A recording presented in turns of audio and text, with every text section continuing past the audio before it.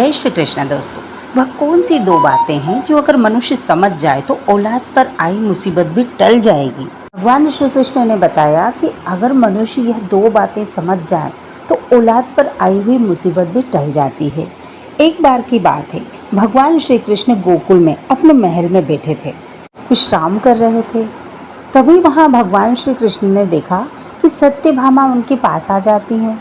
भगवान श्री कृष्ण कहते हैं कि आइए देवी, आपका स्वागत है। आज आपका आगमन किस प्रयोजन से हुआ है? तब सत्यभामा कहती है कि हे प्रभु। सत्यभामा जी कहती हैं, हे प्रभु, मेरे मन में कई दिनों से एक प्रश्न उठ रहा था। उसी प्रश्न का उत्तर जानने के लिए मैं आपके सामने आई हूँ। तभी भगवान श्री कृष्ण कहते हैं, हे देवी सत्यभामा, तुम्हारे मन में जो भी प्रश्न है निसंकोच उसे कहिए। सत्यभामा कहती है, हे प्रभु, वह कौन सी दो बातें हैं जो मनुष्य समझ जाए तो उनकी औलाद के ऊपर से मृत्यु का खतरा भी टल जाता है। तभी भगवान श्री कृष्ण कहते हैं, हे देवी सत्यभामा, मैं आपको एक बहुत ही गोपनीय कथा सुनाता हूँ, जिसे सुनने से आपके सारे प्रश्न के उत्तर मिल जाएंगे और सारे मन के समाधान शांत हो जाएंगे।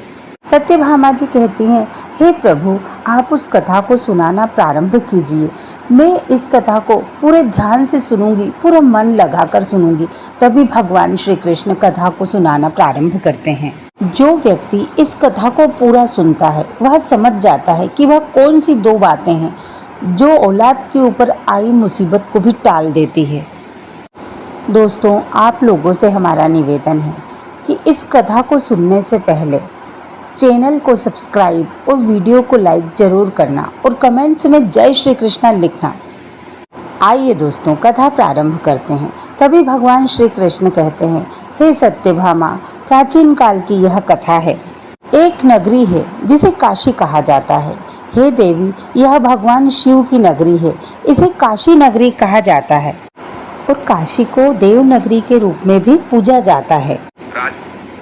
काशी में देव वर्मा नाम के एक राजा हुआ करते थे।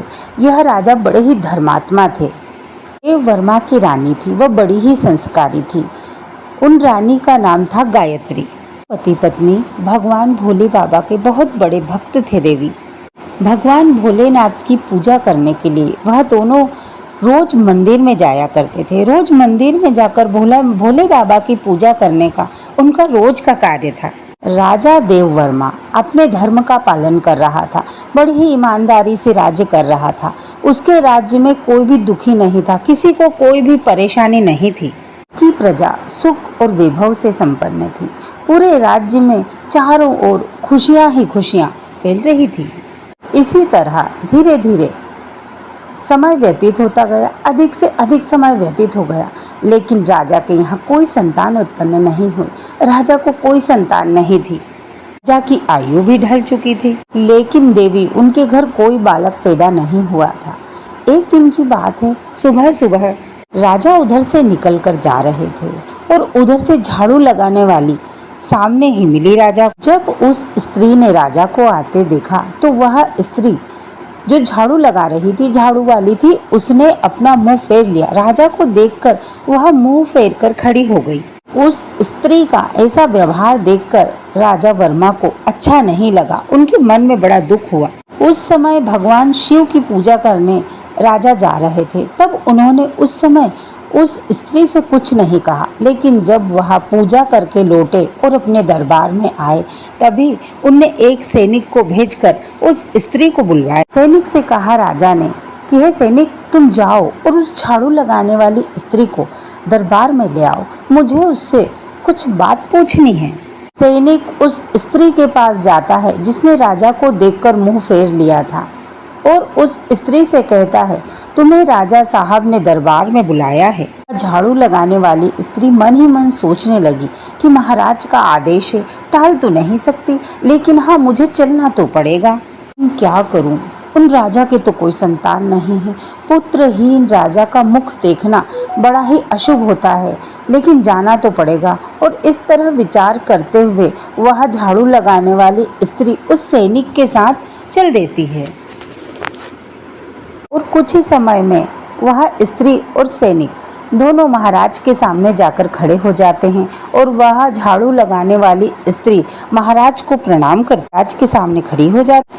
तब राजा उससे कहने लगे, हे बहन, एक बात बताओ, जब मैं प्रातःकाल मंदिर में पूजा करने के लिए जा रहा था तब तुमने मुझे देखकर मुंह क्यों फेर लिया था? तब वह स्त्री कहती है, हे महाराज, आप चाहे मुझे मृत्यु दंड दे दो तो भी मैं सत्य ही कहूंगी, सत्य ही बोलूंगी। और वह कहने लगी कि हे महाराज, आपके यहाँ तो बड़े बड़े विद्वान से विद्वान लोग सब उपस्थित हैं, मंत्रीगण से पूछ लीजिए, अगर मैं झूठ बोलूं तो आप जो सजा देंगे वह मुझे मंजूर होंगी। हे महाराज, सुबह सुबह जो पुत्रहीन व्यक्ति का मुंह देख लेता है तो बड़ा ही अशुभ होता है, अशुभ माना जाता है। आप राजा हो महाराज, इसीलिए मैंने आपको देखकर अपना मुंह फेर लिया था। राजा वर्मा ने जब उस स्त्री की बात सुनी तो वह अपने मन में विचार करने लगे, बड़े ही अचंभित हुए और सोचने लगे कि यह स्त्री तो बिल्कुल सच बोल रही है। यदि किसी नगर का राजा पुत्रहीन है तो यह वास्तव में अच्छी बात नहीं है, यह अच्छा नहीं। भगवान श्री कृष्ण कहते हैं, हे देवी सत्यभामा, राजा ने उस स्त्री को अपने घर भेज दिया और स्वयं मन ही मन में विचार करने लगे, अब मुझे भगवान शिव के यहाँ जाकर एक पुत्र प्राप्ति यज्ञ कराना चाहिए। ऐसा विचार करके वह महल में आए और रानी से कहने लगे, हे रानी, हमारे नगर में अब लोगों को हमारे पुत्रहीन होने के कारण हमारा मुंह देखने में भी संकोच होता है। इसीलिए मैंने एक फैसला किया है कि भगवान शिव के पास जाकर हमें एक पुत्र प्राप्ति का यज्ञ कराना होगा। संतानहीन है, हमारा वंश आगे नहीं चलेगा, हमारा मुंह देखने का भी धर्म नहीं, ऐसा लोग सोचते हैं। हे देवी, चलिए अब हम भगवान शंकर की ही शरण लेते हैं। भगवान भोलेनाथ से हम प्रार्थना करेंगे कि भगवान भोलेनाथ हमें एक पुत्र प्रदान करें। भगवान श्री कृष्ण कहते हैं, हे सत्यभामा, यही विचार करके राजा वर्मा और उनकी पत्नी गायत्री दोनों भगवान शंकर जी के मंदिर में जाते हैं और वहां जाकर उन्होंने पुत्र प्राप्ति यज्ञ का आयोजन किया। लेकिन राजा रानी के यज्ञ करने के बाद भी संतान पैदा नहीं हुई। राजा का पुत्र प्राप्ति यज्ञ भी निष्फल हो गया। इधर यज्ञ करवाने वाला जो पंडित था देवी, वह भी बड़ा चिंतित होने लगा और कहने लगा कि आज तक मैंने जो भी यज्ञ करवाए थे कभी भी असफल नहीं हुआ, सभी को संतान प्राप्त। मुझे तो ऐसा लगता है कि राजा का भाग्य ही खोटा है, इनके भाग्य में भगवान ने ही कोई संतान नहीं लिखी है, इसीलिए पुत्र प्राप्ति यज्ञ निष्फल हो गया। श्री कृष्ण कहते हैं कि हे देवी, भगवान श्री कृष्ण कहते हैं कि राजा बड़ा ही धैर्यवान था देवी। इस बात से राजा बिल्कुल भी विचलित नहीं हुआ, उसके मन में वैसी ही शांति बनाकर रखी। उसने मंत्री को बुलाया और मंत्री से कहा, हे मंत्री, तुम राज्य का संचालन करो, मैं भगवान शिव जी की आराधना करूंगा। ऐसा निश्चय करके राजा भगवान शिव के मंदिर में बैठकर उनकी तपस्या करने लगा। इस तरह धीरे धीरे तपस्या करते करते राजा को 1 साल व्यतीत हो जाता है। इधर भगवान शंकर जी सब देख रहे थे। अब वह भी यह सोचने लगे कि अब मुझे इस भक्त के पास जाना चाहिए। कुछ ही समय पश्चात भगवान शंकर जी उनके नंदी के साथ प्रकट हो जाते हैं राजा के सामने और कहते हैं कि हे राजन, आंखें खोलो, वरदान मांगो, तुम मुझसे क्या चाहते हो? हे प्रभु, आप तो अंतर्यामी हैं, सब जानते हैं। जैसे हंस बिना सागर सुना है और कोयल बिना बगीचा सुना है, इसी तरह से पुत्र के बिना मेरा घर परिवार सुना है। मुझे एक संतान चाहिए भोले बाबा, मुझे संतान दीजिए, आप मेरे ऊपर ये कृपा कीजिए। पुत्र बिना मेरा कुल सुना है। इसी तरह से भगवान शंकर राजा की बात सुनकर बोले, हे राजन, वैसे तो तुम्हारे भाग्य में 7 जन्मों तक कोई संतान नहीं है, पर क्योंकि तुमने मेरी तपस्या की है इसलिए तुम्हें एक पुत्र दे रहा हूँ। लेकिन ध्यान रखना, उसकी आयु सिर्फ 25 वर्ष होगी। 25 वर्षों तक वह तुम्हें पुत्र सुख देकर वापस अपने स्थान को लौट जाएगा। राजा सोचता है कि कि चलो 25 वर्ष ही सही, कम से कम संतान नहीं है और कोई हमारा मुंह नहीं देखता है, यह कलंक तो मिट जाएगा। जो भी हो प्रभु, आप मुझे संतान तो दे दीजिए, मुझे संतान प्राप्ति का आशीर्वाद तो दे ही दीजिए प्रभु। वे भोले बाबा अपने एक गण को बुलाते हैं और कहते हैं कि हे गण, तुम जाओ राजा के साथ 25 वर्ष तक इनके बालक बन के इन्हें पिता का सुख देना और 25 वर्ष के पश्चात तुम वापस आ जाना।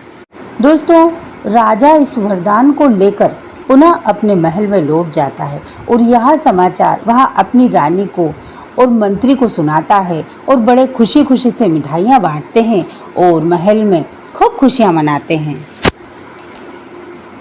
भगवान श्री कृष्ण सत्यभामा से कहते हैं, हे देवी, धीरे धीरे समय व्यतीत हुआ और गायत्री गर्भ धारण करती है, उसे एक पुत्र की प्राप्ति होती है।